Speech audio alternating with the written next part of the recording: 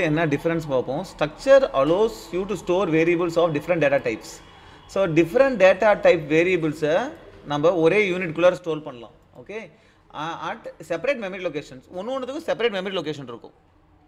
Okay, so each member gets its own memory space. Okay, இதுவே union அப்படின்னு போடுறேன் அப்படின்னா it stores variable different data types but all the members share the same memory space. Okay, இதில் எந்த மெம்பருக்கு வந்து அதிக மெமரி தேவையோ, அதாவது பார்த்தீங்கன்னா இன்டிஜருக்கு 4 பைட்டு, ஃபோர்ட்டுக்கு 4 பைட்டு. ஓகே, அப்போ மொத்தமாகவே 4 பைட் தான் அலோகேட் ஆகும். Okay, so this is what is difference between structure and union. Okay, so let's see a program. So இதில் 3 வேரியபிள் இருக்குது, இதில் 4 வேரியபிள் இருக்குது. ஸோ ஃபஸ்ட்டு நம்ம இந்த ஸ்ட்ரக்சருக்கு ஒரு வேரியபிள் டிஃபைன் பண்ணணும். இதுதான் வேரியபிள். ஓகே, இந்த வேரியபிளுக்கு 10 வந்து இந்த ஏக்கு போகும், 3.14 வந்து பிக்கு போகும், இந்த எக்ஸ் வந்து இந்த கேரக்டர் சிக்கு போகும். இந்த மாதிரி இப்போ டிக்ளேர் பண்ணலாம். நம்ம அந்த வேரியபிள் வேல்யூ அக்சஸ் பண்ணணும் அப்படின்னா நம்ம ஆப்ஜெக்ட் சியில் ஆப்ஜெக்ட் யூஸ் பண்ணுற மாதிரி S dot A, S dot B, S dot C, அந்த structure variable dot A dot B dot C use பண்ணிக்கலாம். ஸோ ஸ்ட்ரக்சரில் வேரியபிள்ஸ் மட்டும் தான் இருக்க முடியும், ஃபங்க்ஷன்ஸ் இருக்க முடியாது. ஓகே, ஸோ இதுதான் ஸ்ட்ரக்சர். அதே யூனியன் பார்த்தீங்கன்னா union dot A equal to 10. Okay, union dot B, union dot C இப்படி பண்ணலாம். பட் ஆனால் இது எல்லாமே ஏபிசி ஸ்ட்ரக்சரில் எல்லாமே செப்பரேட் மெமரி லொக்கேஷன். இதுக்கு sharing the same memory location. So ஒரு வேரியபிளை மாற்றினா இன்னொரு வேரியபிள் மாறிடும். ரைட், இப்போ ஆக்சுவலாக பார்த்தீங்கன்னா ஸ்ட்ரக்சரில் வந்து ஏக்கு தனி மெமரி லொக்கேஷன், பிக்கு தனி மெமரி லொக்கேஷன், சிக்கு தனி மெமரி லொக்கேஷன் இப்படி இருக்கும் ஏபிசி. இதுவே யூனியன்னா ஏபிசி எல்லாமே refers to the same memory location, அந்த 4 பைட்ஸ் தான். இந்த யூனியன் டாட் ஏனாலும் இங்கே தான் போய் எழுதும், யூனியன் டாட் பினாலும் இங்கே தான் போய் எழுதும், யூனியன் டாட் சினா 1 பைட் இல்லை, அப்போ இந்த இதில் இந்த 1 பைட்டை மட்டும் போய் எழுதும் மாற்றணும் அப்படின்னா. ஓகே, ஸோ இதுதான் difference between structure and union. So இந்த மாதிரி ஏதாவது situation where we have to store efficiently handle the memory அப்படின்னா then we have to go for union. Okay, so when you run this and see,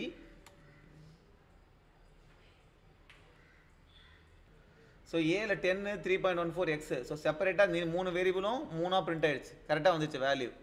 இதுவே union போகும்போது 10 assignment print பண்ணும்போது 10 தான் print ஆக போகுது, 3.14 அசைன்மெண்ட் பிரிண்ட் பண்ணும்போது 3.14 தான் print பண்ணும்போது, அதே மாதிரி தான் சிக்கும்.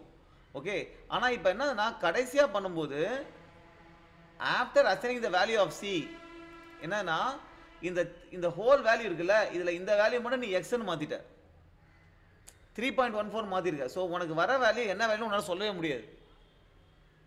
ரைட், ஏன்னா ஃபஸ்ட்டு என்ன போட்டிருக்க, 10 போட்டிருக்க. ரைட், ஃபஸ்ட்டு 10 போட்ட, அடுத்து என்ன பண்ணுற, இந்த ஹோல் இதுலேயும் 3.14 போட்டிருக்க. ஏன்னா ஒரே மெமரி லொகேஷன் தானே இருக்குது யூனியனுக்கு. அடுத்து என்ன பண்ணுற, சி எக்ஸ்ன்னு போட்டிருக்க. அப்போ இந்த 1 பைட்டை மட்டும் கேபிட்டல் எக்ஸி அதோட ஆஸ்கி வேல்யூ போட்டிருக்க. அப்போ என்ன வேல்யூ இருக்குன்னு நம்மளால் கணிக்கவே முடியாது. ஸோ அதனால தான் நம்ம ஒரு இன்வேலிட் வேல்யூ ஒரு வேல்யூ வருது கடைசியாக யூ டாட் ஏ பிரிண்ட் பண்ணும்போது. This is R structure and union. Now will see how much memory is allocated for structure and union. Okay, so if you see here, this is 4 bytes, this is 4 bytes, and this is 1 byte. Totally 9 bytes should be allocated, right? But size of structure, it is giving me 12 bytes. Okay, and size of union as the only memory will be allocated only for the எந்த வேரியபிளுக்கு அதிக memory தேவையோ அவ்வளோ memory allocate ஆகும். எந்த வேரியபிளுக்கு அதிக memory தேவை, ஏக்கு ஃப்ளோட்டுக்கு 4 bytes தேவை, அவ்வளோதான் அலோகேட் ஆகும். So 4 bytes, right. ரைட், இப்போ ஏன் இதுக்கு மட்டும் 12 பைட்ஸ் அப்படின்னா இது எப்படி ஸ்டோர் ஆகும் அப்படின்னு பார்த்தீங்கன்னா, ஃபார் எக்ஸாம்பிள் ஏ வந்து இங்கே ஏ இருக்குமா, அடுத்தது சி, இதை வந்து நம்ம இப்படி மாற்றிக்கிறேன் உங்களுக்கு. இது வந்து there is something called as structure padding. ஸ்ட்ரக்சர் பேடிங்னா என்னன்னு சொல்கிறேன். Okay, so let's say this is 1000. அப்போ இது என்னவா இருக்கும், 1004 இருக்கும், கரெக்டா. இப்போ என்ன ஆகும், இங்கே சி ஸ்டோர் ஆகணும். ஆக்சுவலாக வந்து பார்த்தீங்கன்னா இது ஒரு 32 பிட் ஆர்கிடெக்சர்னா என்ன அர்த்தம்னா உங்களுடைய CPU இருக்குல்ல, உங்களுடைய CPU RAM, right, 32 bit processor 64 bit அப்படின்னு சொல்கிறோம்ல, அது என்னன்னா இதோடைய அட்ரஸை போட்டால் உனக்கு டேட்டா வரும். கரெக்டா? இந்த டேட்டா பஸ் இருக்குல்ல, இந்த data bus at a time 64 bit data எடுத்துகிட்டு வரலாம். அதுதான் 64 பிட்னு சொல்கிறது. அட் அ டைம் 32 பிட் கொண்டு வந்தால் 32 பிட், ரைட். அப்போ மெமரியில் வந்து பார்த்தீங்கன்னா நம்ம ரீட் பண்ணுறது 32 பிட் பாஸ் இருந்தால் 32 பிட்ஸ் ரீட் பண்ணலாம். கரெக்டா? இப்போ நான் சியை இங்கே ஸ்டோர் பண்ணுறேன் அப்படின்னா சிக்கு ஒரே ஒரு மெமரி 1 பைட் மட்டும் அலோகேட் பண்ணுறேன்னா என்ன ஆகும்? சிக்கு 1 பைட் அலோகேட் பண்ணிட்டு மீதி 3 பைட்டு பிக்கு வந்து மீதி 3 பைட் இங்கே அலோகேட் பண்ணணும், அடுத்தது இங்கே 1 பைட் அலோகேட் பண்ணணும். கரெக்டாக? இப்படி தான் அலோகேட் பண்ணணும். இப்போ நான் பியை ரீட் பண்ண என்ன பண்ணி ஆகணும்? இங்கே இருந்து இந்த 4 பைட்ஸை தான் எடுப்போம் நம்ம. கரெக்டா? அப்போ இந்த 4 பைட்டை எடுக்கணும், அப்புறம் இந்த 4 பைட்டையும் எடுத்து இந்த பியை வந்து நம்ம அதுலேருந்து இந்த பியை எடுக்கணும். கரெக்டா? இது வந்து இது வந்து கொஞ்சம் டைம் ஆகும். கரெக்டா? அதனால நம்ம என்ன பண்ணுவோம்னா இந்த 3 பைட்டை பேட் பண்ணிவிடுவோம், எதுவுமே ஸ்டோர் பண்ண மாட்டோம். எதுவுமே ஸ்டோர் பண்ணலன்னா பியை கம்ப்ளீட்டாக இங்கே ஸ்டோர் பண்ணிடலாம்ல. ஸோ இந்த எக்ஸ்ட்ரா ஸ்பேஸ் விடுறோம் பார்த்தியா, இதுதான் ஸ்ட்ரக்சர் பேடிங். இதனால பர்ஃபார்மன்ஸ் பெட்டராக இருக்கும், ரைட். அது இல்லாமல் அலைன்டு மெமரி அக்சஸ், அன்அலைன்ட் மெமரி அக்சஸ்ன்னு இருக்கு. அலைன்டு மெமரி அக்சஸ் என்னன்னா நீ எந்த அட்ரஸை அக்சஸ் பண்ணுறியோ அங்கேருந்து எத்தனை பைட் அக்சஸ் பண்ணுற, அங்கேருந்து 4 பைட் அக்சஸ் பண்ணுறேன்னு வச்சுக்கோ. இந்த மெமரி அட்ரஸ் அந்த 4ஆல் வகுப்பட்டுச்சு, டிவைட் ஆச்சு அப்படின்னா அது அலைன்டு மெமரி அக்சஸ். இப்போ 1001 எடுத்துப்போம், it will not be divided by 4. So 1001ல இருந்து 4 பைட்ஸ் நீ ரீட் பண்ணுற அப்படின்னா அது unaligned memory access. So unaligned memory access தான் இங்கே நடக்கும். கரெக்டா? இப்போ ஃபார் எக்ஸாம்பிள் இது 1000னா C will be stored in 1004. அப்போ பி எங்கேருந்து ஸ்டார்ட் ஆகும்? 1005லேருந்து ஸ்டார்ட் ஆகும் நம்ம பேடிங் பண்ணலனா. அப்போ 1005லேருந்து நீ 4 பைட் ரீட் பண்ணுவோம். கரெக்டா? அப்போ தட் இஸ் அன்அலைன்டு மெமரி ஆக்சஸ். இந்த அன்அலைன்டு மெமரி ஆக்சஸ் பண்ணும்போது என்ன ப்ராப்ளம்னா சில ப்ராசஸரால் பண்ண முடியாது, சில ப்ராசஸ் கிராஷ் கூட ஆகும், பழைய ப்ராசஸ் ஆம் ப்ராசஸர்லாம். இல்லைனா என்ன பண்ணணும்னா நம்ம ஃபுல் பைட் இங்கே 4 பைட் இங்கே ரீட் பண்ணணும், அப்புறம் 4 பைட் ரீட் பண்ணணும், அப்புறம் பிஏ வந்து ஒன்றா சேர்க்கணும், இது டைம் ஆகும்.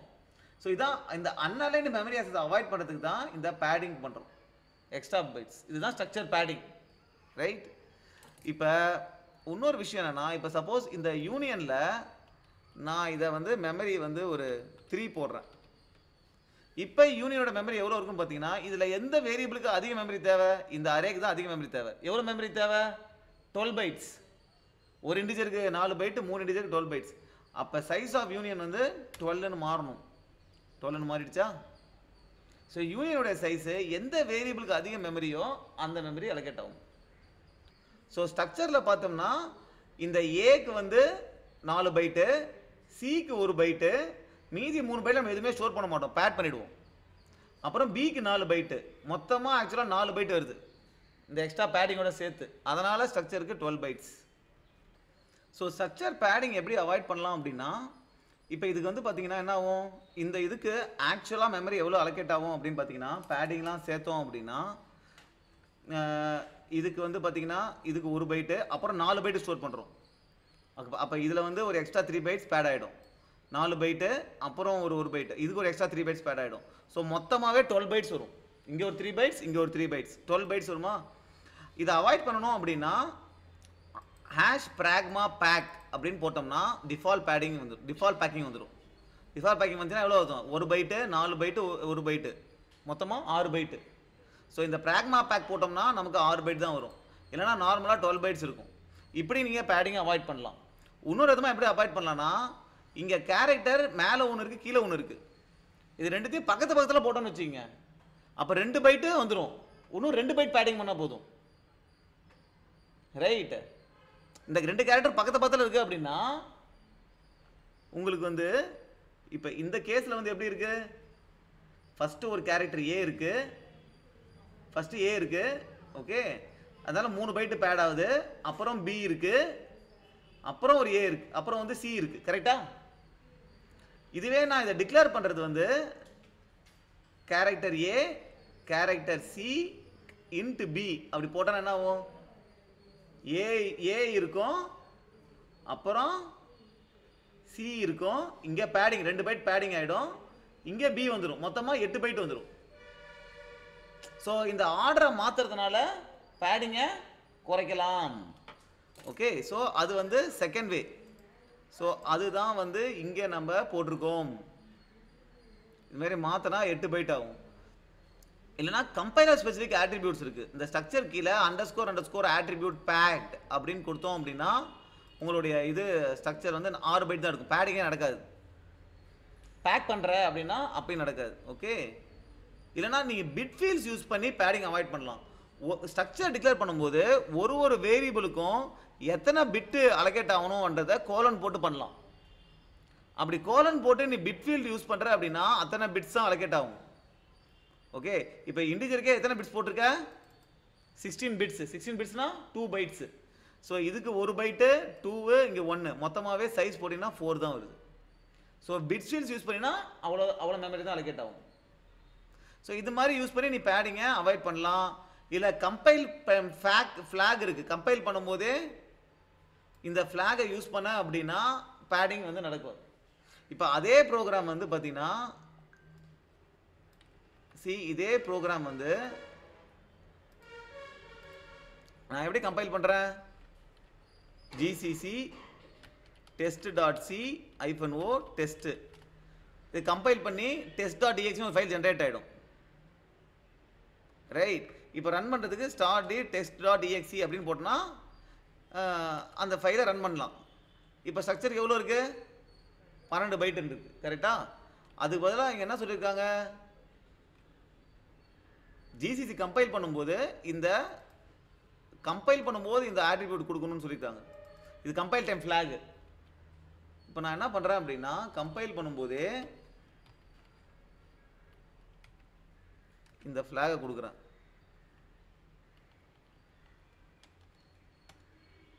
ரைட்டு, இப்போ கம்பைல் பண்ணி பார்ப்போம். இப்போ ரன் பண்ணி பார்ப்போம். இப்பயும் அதான் வருது. இது ஒர்க் ஆகல. ஓகே, இந்த மாதிரிலாம் நீங்கள் மாற்றலாம். டிஃப்ரெண்ட் வேஸ் இருக்குது. ரைட், நெக்ஸ்ட் வந்து ஸ்டோரேஜ் கிளாஸு. ஸ்டோரேஜ் கிளாஸ் அப்படின்னா என்ன அப்படின்னா இது ரொம்ப இம்பார்ட்டண்டான டாப்பிக்கு. ஒரு வேரியபிள் வந்து ஆட்டோமேட்டிக் ஸ்டோரேஜ் கிளாஸாக இருக்கலாம், ரிஜிஸ்டர் ஸ்டோரேஜ் கிளாஸாக இருக்கலாம், ஸ்டாட்டிக்காக இருக்கலாம், இல்லை எக்ஸ்டர்னாக இருக்கலாம். ஆட்டோமேட்டிக் ஸ்டோரேஜ் கிளாஸ்னால் எதுனா, இப்போ ஒரு ஃபங்க்ஷன் இருக்குது, அந்த ஃபங்க்ஷனுக்குள்ளார இந்த வேரியபிள் போடுறோம்ல, இன்ட் ஏன்னு போடுறோம், இந்த ஃபங்க்ஷனுக்குள்ளார இன்ட் பின்னு டிக்ளேர் பண்ணுறோம். கரெக்டாக? இந்த மாதிரி டிக்ளேர் பண்ணும்போது ஸ்டோரேஜ் கிளாஸ் எதை குறிக்குதுன்னா அது எங்கே ஸ்டோர் ஆகுது, எந்த லொக்கேஷனில் ஸ்டோர் ஆகுது, மெமரிலையா, சிபியூ ரெஜிஸ்டரில் ஸ்டோர் ஆகுதா இது, அப்புறம் அதோட டிஃபால்ட் இனிஷியல் வேல்யூ என்ன, அதோடைய ஸ்கோப் என்ன, எங்கெங்கன்னா நீங்கள் அசஸ் பண்ணலாம் அந்த வேரியபிளை, அப்புறம் லைஃப் ஆஃப் த வேரியபிள், அதாவது அந்த வேரியபிள் எவ்வளோ மெமரியில் எவ்வளோ நேரம் இருக்கும். இப்போ லோக்கல் வேரியபிள் அப்படின்னா இது வந்து பை டிஃபால்ட்டாக வந்து ஆட்டோமேட்டிக் ஸ்டோரேஜ் கிளாஸ். இங்கே நீ முன்னாடி ஆட்டோன்னு போடலாம், இல்லை போடாமே விடலாம். இது ஆட்டோமேட்டிக் ஸ்டோரேஜ். இது எங்கே ஸ்டோர் ஆகும்னா மெமரியில் தான் ஸ்டோர் ஆகும். மெமரியில் எந்த செக்மெண்ட்டில் ஸ்டோர் ஆகும்னா ஸ்டாக்கில் ஸ்டோர் ஆகும். இந்த வேரியபிள், இந்த லோக்கல் வேரியபிள்லாம் ஸ்டாக்கில் ஸ்டோர் ஆகும். ஓகே, அதே மாதிரி டிஃபால்ட் இனிஷியல் வேல்யூ வந்து பார்த்தீங்கன்னா கார்பேஜ் வேல்யூ. நீ எதுவும் அசைன் பண்ணல அப்படின்னா கார்பேஜ் வேல்யூ, ஏதாவது கண்ணாமண்ணான வேல்யூ இருக்கும். ஸ்கோப் வந்து லோக்கல் டு த பிளாக், இந்த பிளாக்கில் மட்டும் தான் நீ அசஸ் பண்ண முடியும். லைஃபுமே டின் the control of the block. இந்த பிளாக் முடிஞ்ச உடனே இந்த மெமரி ஃப்ரீ ஆகிடும். ரைட், இந்த 4 பைட் அலோகேட் ஆகுது, மெமரி ஃப்ரீ ஆகிடும். அதுதான் ஆட்டோமேட்டிக் ஸ்டோரேஜ் கிளாஸ். இதுவே ரிஜிஸ்டர் அப்படின்னு போட்டோம்னா ஆட்டோக்கு பதிலாக ரிஜிஸ்டர்னு போடலாம். ஒரு வேரியபிள் ரிஜிஸ்டர் டிக்ளேர் பண்ணுற அப்படின்னா எங்கே ஸ்டோர் ஆகும்னா சிபியூ ரெஜிஸ்டர் ஸ்டோர் ஆகும். மற்றபடி எல்லாமே சேம். ஆட்டோமேட்டிக் வேரியபிளுக்கு என்னவோ அதெல்லாமே சேம் தான். டிஃபால்ட் வேல்யூ இங்கே முடிஞ்ச மெமரி ஃப்ரீ ஆகிடும். ரிஜிஸ்டர் போட என்ன அட்வான்டேஜ்னா சிபியூ இருக்குன்னா, சிபியூ இருக்குல்ல, இது எங்கேருந்து ரேமில் போய் தான் ரேமோட இன்ட்ராக்ட் பண்ணி தான் ஒர்க் ஆகுது. கரெக்டாக? உன் ப்ரோக்ராம் வந்து எக்ஸிக்யூட்டிபிள் ஃபைல் ரன் பண்ணல, test.exe ரன் பண்ணல, test.exe எங்கே இருக்குது? ஹார்ட் டிஸ்கில் இருக்குது. ஹார்ட் டிஸ்கில் இருந்து ரேமுக்கு வருது அந்த test.exe. கரெக்டாக? test.exe வந்து உன் ப்ரோக்ராம் எப்படி இருக்குன்னா ஒரு டெக்ஸ்ட் செக்மெண்ட் அப்படின்னு இருக்கும். இங்கே தான் வந்து உன் ப்ரோக்ராமுடைய கோட்லாம் இருக்கும். இதெல்லாம் ரேமில் இருக்கும். ஓகேவா? அப்புறம் டேட்டா செக்மெண்ட், உன் ப்ரோக்ராமில் நீ குளோபல் வேரியபிள் டிக்ளேர் பண்ற பார்த்தியா, int global g is equal to 5. இந்த குளோபல் வேரியபிள்லாம் இந்த டேட்டா செக்மெண்ட்ல இருக்கும், ஃபங்க்ஷனுக்கு மேலே டிக்ளேர் பண்றதெல்லாம். அப்புறம் ஹீப் நீ டைனமிக்கா மெமரி அலோகேட் பண்ணலாம். சில ஜாவால சில வந்து பார்த்தீங்கன்னா நீ வந்து இப்போ வந்து ஒரு மெமரி அலோகேட் பண்ணணும் அப்படின்னா malloc அப்படின்ற ஃபங்க்ஷனை யூஸ் பண்ணலாம். malloc of 5 அப்படின்னு போட்டினா 5 பைட்ஸ் அலோகேட் ஆகும். ஓகே, இது என்ன ரிட்டர்ன் பண்ணும் அப்படின்னா அலோகேட் பண்ணதோட அட்ரஸ் ரிட்டர்ன் பண்ணும். அட்ரஸை நீ ஸ்டோர் பண்ணணும் என்ன பண்ணும், ஒரு பாயிண்டர் வேரியபிள் வேணும். ஏன்னா நீ அது அட்ரஸை ஸ்டோர் பண்ணணும்னா பாயிண்டர் வேரியபிள் வேணும். இதை நீ வந்து யூஸ்வலாக வந்து என்ன பண்ணுவாங்கன்னா இது வந்து ஒரு அட்ரஸ் வந்து வாய்டு ஸ்டார் தான் ரிட்டர்ன் பண்ணும். அதாவது எங்கேயுமே எந்த டேட்டா டைப்புமே பாயிண்ட் பண்ணாது. இதை யூஸ்வலாக என்ன பண்ணுவாங்கன்னா நமக்கு என்ன பாயிண்டராக வேணுமோ அதுமாதிரி டைப் காஸ்ட் பண்ணிப்பாங்க. அது ரிட்டர்ன் பண்ணுற அட்ரஸை இந்த மாதிரி இன்ட்டு ஸ்டார் அப்படின்னு போட்டு டைப் காஸ்ட் பண்ணி அப்புறம் வேரியபிளை ஸ்டோர் பண்ணிப்பாங்க. ஸோ இந்த மாதிரி டைனமிக்காக மெமரி அலோகேட் பண்ணி நீ ஒரு வேரியபிளை ஸ்டோர் பண்ணி அந்த மெமரி நீ யூஸ் பண்ணிக்கலாம். இந்த டைனமிக்காக அலோகேட் பண்ணுற மெமரிலாம் ஹீப்பில் ஸ்டோர் ஆகும்.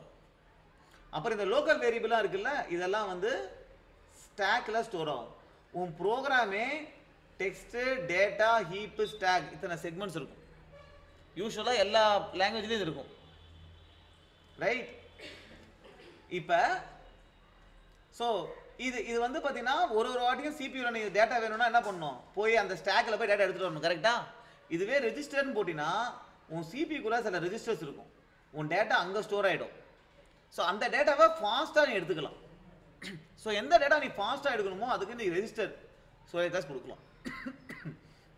அடுத்தது ஸ்டாட்டிக். இந்த ஸ்டாட்டிக் தான் ரொம்ப இம்பார்ட்டன்ட். இந்த ஸ்டாட்டிக் தான் நிறைய இன்டர்வியூவில் கேட்பாங்க. இந்த ஸ்டாட்டிக்னா என்ன அப்படின்னா ஒரு ஃபங்க்ஷன் இருக்கு, இந்த ஃபங்க்ஷனை வந்து பார்த்தீங்கன்னா நான் ஒரு வேரியபிள் டிக்ளேர் பண்ணுறேன், into a is equal to 0. நாம் வந்து இதுக்கு ப்ரோக்ராமே அடித்து பார்ப்போம். ஸோ இந்த ப்ரோக்ராம் பார்த்தீங்கன்னா we have a function. இந்த ஃபங்க்ஷனை 3 times கூப்பிடுறோம். ஃபர்ஸ்ட் டைம் கூப்பிடும்போது பார்த்தீங்கன்னா a equal to 0, a plus plus, அப்போ a வந்து 1 ஆகிடும். இப்போ a equal to 1ன்னு பிரிண்ட் ஆகும். So a equal to 1 print ஆகிடுது.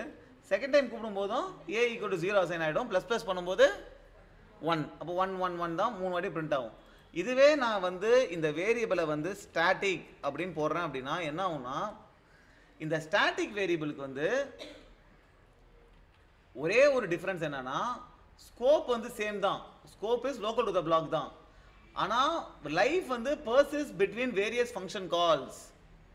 டிஃபால்ட் வேல்யூ 0, மெமரி தான் ஸ்டோர் ஆகும். டிஃபால்ட் வேல்யூ 0, ஆனால் டேட்டா செக்மெண்ட்டில் ஸ்டோர் ஆகும், ஸ்டாக்கில் ஸ்டோர் ஆகாது. ஸ்டாட்டிக் வேரியபிள்ஸ்லாம் டேட்டா செக்மெண்ட்டில் ஸ்டோர் ஆகும், ஓகே. ஆனால் இது முடிஞ்ச உடனே இந்த இது முடிஞ்ச உடனே மெமரி ஃப்ரீ ஆகிடாது. மெமரி இருக்கும், மெமரியை ஃப்ரீ பண்ணிட மாட்டோம், ஓகே. அப்போ என்ன ஆகும்னா ஃபர்ஸ்ட் வாட்டி கால் பண்ணும்போது a 0 அசைன் ஆகும், a equal to 1. செகண்ட் வாட்டி கால் பண்ணும்போது இந்த அசைன்மெண்ட் நடக்காது. அப்போ 1 + 1 2. அடுத்த வாட்டி கால் பண்ணும்போது 2 + 1 3. அப்போ ஏற்கனவே இருக்கிற வேல்யூ ரிமெம்பர் பண்ணுறது கரெக்டா? So the value persists between function calls. ஏற்கனவே இருக்கிற காலை பர்சிஸ்ட் ஆகுது, இருக்குது, ரைட்? மெமரி ஃப்ரீ ஆகல. So let's run this also. பார்த்தீங்களா 1 2 3 இதுதான் ஸ்டாட்டிக் ஃபங்க்ஷன், ஸ்டாட்டிக் வேரியபிளோட பெரிய யூஸ், ஓகே. இப்போ நம்ம என்ன பண்ணலாம்னா சில குளோபல் வேரியபிள் இருக்குன்னு வச்சுக்கோ. இது வந்து int g அப்படின்னு யூஸ் பண்ணிக்கிறோம். int g is equal to 1னா இந்த g நான் எங்கே வேணால் யூஸ் பண்ணிக்கலாம். இந்த ஃபங்க்ஷன்லையும் யூஸ் பண்ணலாம், இந்த ஃபங்க்ஷன்லையும் யூஸ் பண்ணலாம், ஏன்னா இது குளோபல், கரெக்டா? இந்த குளோபல் வேரியபிளை கூட நான் ஸ்டாட்டிக்னு போடலாம்.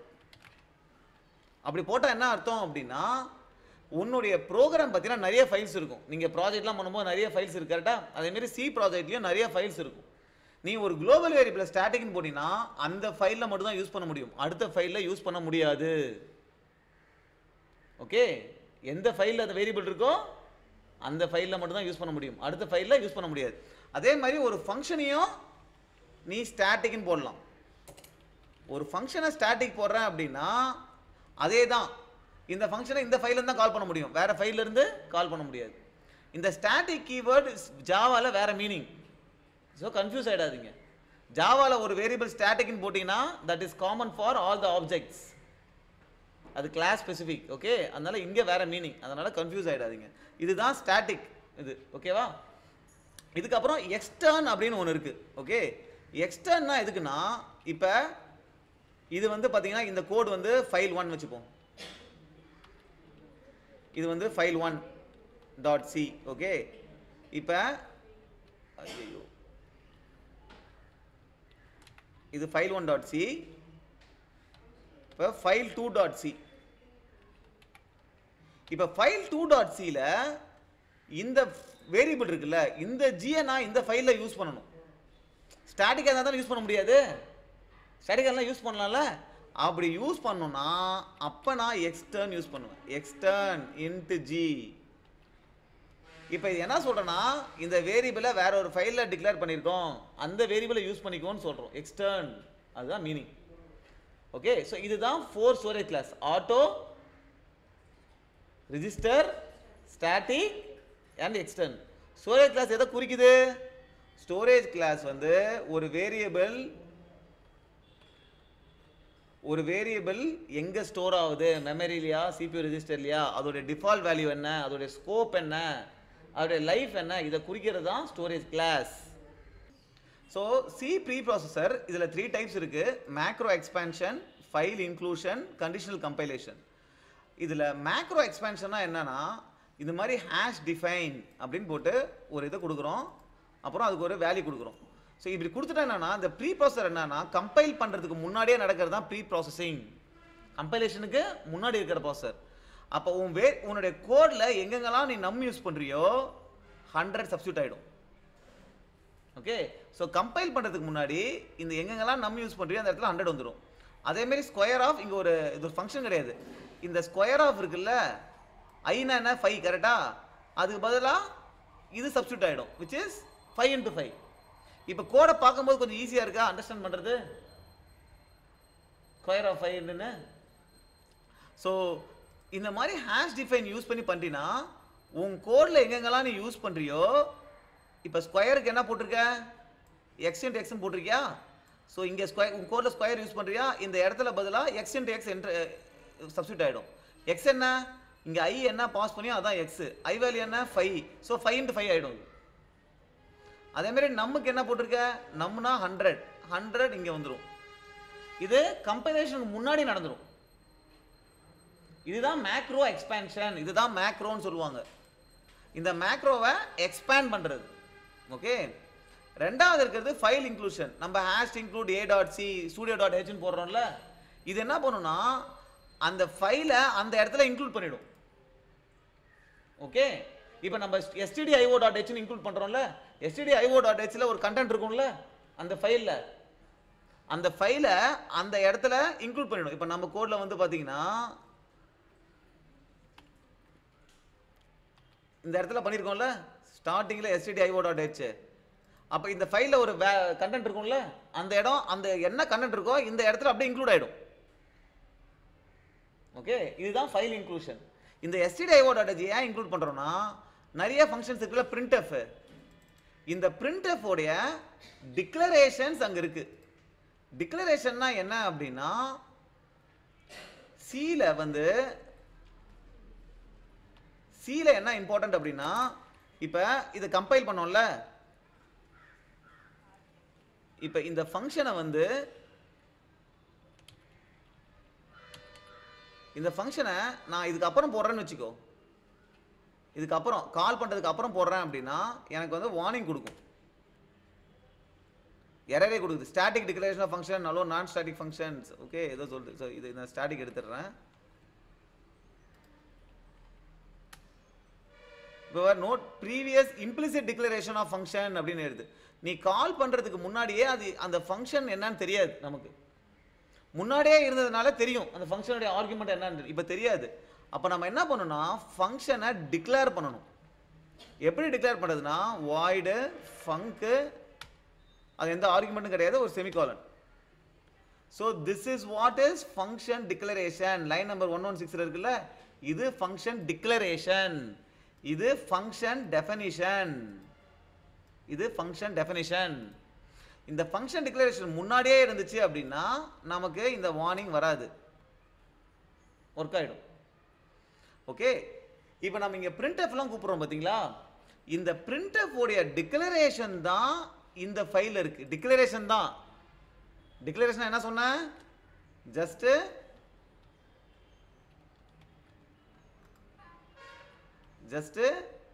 இது மட்டும்தான். printf உடைய அந்த ப்ரோட்டோடைப் மட்டும் தான் இருக்குது. அதோடைய டெஃபினேஷன் எங்கே இருக்குது அப்படின்னா அந்த stdio.h கிடையாது. அது என்ன பண்ணுன்னா, நம்ம ப்ரோக்ராமை கம்பைல் பண்ணுறோம்ல, நம்ம ப்ரோக்ராம் கம்பைல் ஆகுதுல்ல இந்த test.c.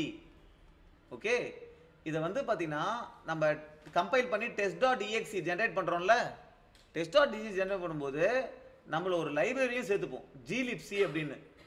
இது ரெண்டுத்தையும் சேர்த்து கம்பைல் பண்ணி தான் இதை ஜென்ரேட் பண்ணுவோம். ஓகே, இதை கம்பைல் பண்ணி இந்த glibc சேர்த்து தான் வருவோம். இந்த glibc லைப்ரரி இருக்குல்ல, இங்கே தான் printf, scanf இதோடைய டெஃபினிஷன் இருக்கு. ஸோ stdio.h இல்லை, அதில் வெறும் டிக்ளரேஷன் மட்டும்தான் இருக்கு. நீ இது stdio.h தூக்கிட்டேன்னு வச்சுக்கோ, தூக்கினாலும் என்ன ஆகும்னா, சப்போஸ் தூக்கினாலும் நீ ரன் பண்ணும்போது உனக்கு ஒரு வார்னிங் வரும், implicit declaration of built in function printf. அதே வார்னிங் தான் வருமே தவிர, ஆனால் ஒர்க் ஆகும், கோடு ஒர்க் ஆகும். ரைட், அது போட்டிருந்தீங்கன்னா இந்த வார்னிங் வராது, இந்த இம்ப்ளிசிட் டிக்ளரேஷன். ஏன்னா printf உடைய டிக்ளரேஷன் அங்கே இருக்கு, stdio.h இருக்கு. ரைட், ஸோ இதுதான் file inclusion. Okay, so file inclusion பார்த்தாச்சு. Conditional compilation important. இப்போ எனக்கு வந்து இந்த ஒரு பர்டிகுலர் லேபிள் டிஃபைன் ஆகிருந்தால் தான் ஒரு கோடு கம்பைல் ஆகணும், இல்லைனா அந்த கோடு கம்பைல் ஆகக்கூடாது அப்படின்னா நீ வந்து இந்த கண்டிஷன் கம்பைலேஷன் யூஸ் பண்ணலாம். ஃபார் எக்ஸாம்பிள், இதில் என்ன பண்ணுங்க, இஃப் டெஃபா நான் என்ன பண்ணுறேன்னா என் கோடில், ஓகே, இந்த கோடில் வந்து என்ன பண்ணுறேன்னா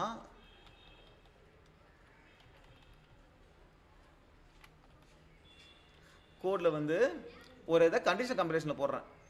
அதாவது ஹேஷ் இஃப் டெஃப் பாலா போட்டு என்டெஃப். ஓகே, இது என்ன ஆகும்னா, இந்த பாலான்றது டிஃபைன் ஆகியிருந்தா மட்டும்தான் இது கம்பைல் ஆகும், இல்லைனா கம்பைலே ஆகாது. ஸோ கம்பைலே ஆகலைன்னா என்ன அர்த்தம், உன்னுடைய இஎக்ஸியில் இந்த ஸ்டேட்மெண்ட்டே இருக்காது, கம்பைலே ஆகாது.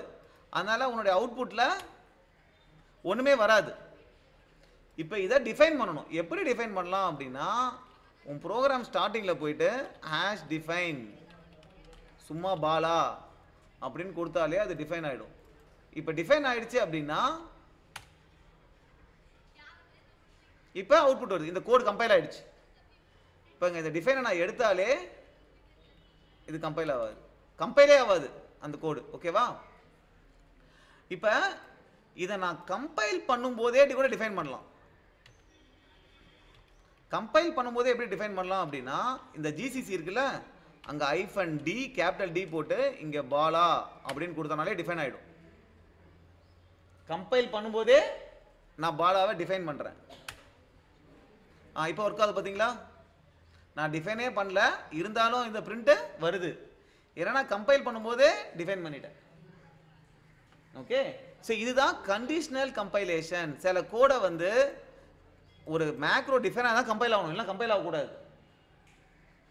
ஓகே, அப்போ இதை யூஸ் பண்ணுவோம். ரைட், ஓகே, இந்த கோடு பார்ப்போம். இது பார்த்தீங்கன்னா இது வந்து ஒரு அரே, 4 எலமெண்ட் இருக்கு. சைஸ் ஆஃப் ஏ என்ன கொடுக்கும் அப்படின்னா, இந்த அரேயோட சைஸ் எத்தனை எலமெண்ட் இருக்கு, 4 எலமெண்ட்ஸ். ஒரு எலமெண்ட்டுக்கு 4 பைட்ஸ். ஸோ 4 × 4. ஸோ இதோட லாஜிக் என்னன்னு பார்த்தீங்கன்னா, ஸோ ஹோல் சைஸ் வந்து பார்த்தீங்கன்னா ஒரு எலமெண்ட்டுக்கு மொத்தம் 4 எலமெண்ட் இருக்குல்ல, ஸோ 4 × 4 அதுதான் சைஸ் ஆஃப் ஏ. கரெக்டா, divided by size of star a. Star ஏனா ஒரு எலமெண்ட்டோட சைஸ், ஸ்டார்னா இருக்கிற வேல்யூ, ஒரு எலமெண்ட்டோட சைஸ் என்ன 4. ஸோ இது எதுவும் கேன்சல் ஆகிடுச்சு அப்படின்னா நமக்கு எவ்வளோ எலமெண்ட் இருக்குன்னு தெரிஞ்சிடும். ரைட், ஃபார் எக்ஸாம்பிள் இங்கே 5 எலமெண்ட்ஸ் இருக்குன்னு வச்சுக்கோம். இப்போ சைஸ் ஆஃப் ஏ வந்து என்ன வரும்? எத்தனை elements into size of one element, correct? அதுதானே size of A. Divided by star A என்ன? Size of one element which is 4. அப்போ பார்த்தீங்கன்னா எத்தனை எலமெண்ட் இருக்குன்னு தெரிஞ்சிடும். ஸோ சியில் லென்த்து கண்டுபிடிக்கிறதுக்கு இதுதான். இங்கே வந்து லென்த்து அதெல்லாம் கிடையாது. சியில் அரேவோட லென்த்து கண்டுபிடிக்கணும்னா total size divided by size of one element பண்ணினா எத்தனை எலமெண்ட் இருக்குன்னு தெரிஞ்சிடும். ஓகே, இங்கே லூப் அடிக்கிறேன். லூப் அடித்து பார்த்துங்க, இந்த இடத்துல பர்சன்டேஜ் போட்டிருக்கேன். இதுக்கு வந்து இண்டெக்ஸை கொடுத்துட்டேன். ஸோ இண்டெக்ஸ் பிரிண்ட் ஆகுது. இந்த இடத்துல பர்சன்டேஜ் டிக்கு வேல்யூ கொடுத்துட்டேன். ஸோ வேல்யூ பிரிண்ட் ஆகுது. கரெக்டா? Okay okay. இப்போ இது வந்து பார்த்தீங்கன்னா இட்ஸ் அன் அரே. இது வந்து ஒரு integer array. It stores integers. இது வந்து பார்த்தீங்கன்னா முன்னாடி ஸ்டார் போட்டிருக்கேன். அப்போ இதில் ஒரு 5 எலமெண்ட் இருக்கு. அந்த 5 எலமெண்ட்டுமே ஸ்டோர்ஸ் அ அட்ரஸ். ஸோ 5 எலமெண்ட்டுமே pointers. So this is called array of pointers. அந்த அரே ஆஃப் பாயிண்ட்ல என்ன ஸ்டோர் பண்ணுறேன்? ஏன்றது start address of the array. First I value 0, கரெக்டா? அப்புறம் ஒரு எலமெண்ட்டோடைய அட்ரஸையும் கொண்டு போய் அந்த 5 எலமெண்ட்டில் ஸ்டோர் பண்ணிடுறேன். ஸோ இந்த AP of 0 will contain address of this first element, AP of 1 address of second element. Okay, so அதை தான் நான் இப்போ பிரிண்ட் பண்ணியிருக்கேன். இப்போ பிரிண்ட்டை பார்ப்போம். பாரு, ஃபர்ஸ்ட் எலமெண்ட்டா AP of 0னா அட்ரஸ் வருது. AP of 1 address of second element. First element 76னா செகண்ட் எலமெண்ட் 80, அடுத்த எலமெண்ட் 84, அடுத்த எலமெண்ட் 88, அடுத்த எலமெண்ட் 92, 4 ஆட் ஆகிட்டே போகுது. ஸோ இது அரே ஆஃப் பாயிண்டர்ஸ். இந்த ஸ்டாரை எடுத்துட்டோம் அப்படின்னா அது வந்து அரே, இன்டிஜர் ஒரு அரே ஸ்டோர் பண்ணுறது. ஸ்டாரை போட்டால் ஒரு எலமெண்ட்டும் பாயிண்டர். ஓகே, ஸோ இதுவே நான் என்ன பண்ணலான்னா இந்த இடத்துல எண்டில் போய் நான் அட்ரஸாக பிரிண்ட் பண்ணுறேன். அட்ரஸுக்கு போல ஒரு ஸ்டாரை போடுறேன்னு வச்சுக்கோ. அப்போ என்ன ஆகும்? அந்த அட்ரஸ் இருக்கிற வேல்யூ பிரிண்ட் ஆகும். வேல்யூ என்ன? 1. ஸோ ஸ்டாரை போட்டோன்னா நமக்கு வேல்யூ பிரிண்ட் ஆகிடும். ஸோ அப்போ ஒரு இண்டெக்ஸுமே ஒரு அரே இருக்க ஒரு வேல்யூமே பாயிண்டர். இதுதான் அரே ஆஃப் பாயிண்டர்ஸ். ஸோ ஏன்றது வந்து பார்த்தீங்கன்னா பேஸ் அட்ரஸ், ஸ்டார்டிங் ஏதோ அட்ரஸ். ஸ்டார் ஏ போட்டோம் அப்படின்னா அந்த பேஸ் அட்ரஸ் இருக்கிற வேல்யூ, ஸ்டார்டர்ஸ் என்ன வேல்யூ இருக்கு? 1. ஸோ இந்த 1 பிரிண்ட் ஆகும். நான் சைஸ் ஆஃப் ஸ்டார் ஏன்னா சைஸ் ஆஃப் ஒன் இன்டிஜர் என்ன? 4 பைட்ஸ். அதான் 4 பைட்ஸ் வருது.